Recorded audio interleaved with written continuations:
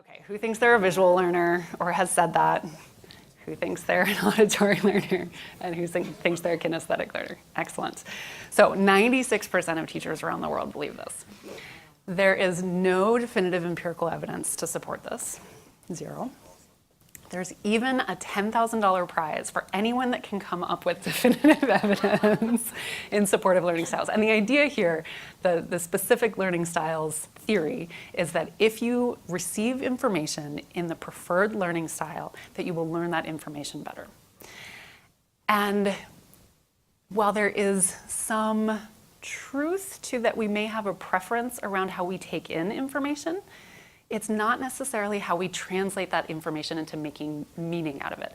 And how we learn is how we make meaning out of what's coming into our brains, right? We might have a preference for how we receive that information coming into our brains, but it's ultimately what we do with that information that allows us to learn it.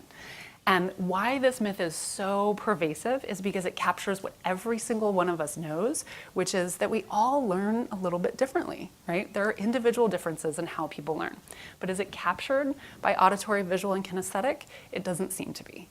And as an example, one of the things that you could think about is if you were to try to teach someone how to ride a bike, and they said, I'm an auditory learner.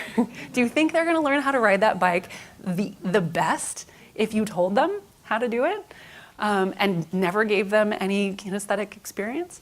So the point here is that there are different ways to learn things and it should be tailored to the thing that we're trying to learn, right? And again, why this can be so harmful is it can shut us down to other learning opportunities. It can shut us down to, if I don't see it, I'm not gonna learn it. And if I don't feel it, I'm not gonna learn it. Anyway, we can go into that a lot more, but again, it describes potentially a preference for how people take in information, but not necessarily how they make understanding or make meaning out of that information.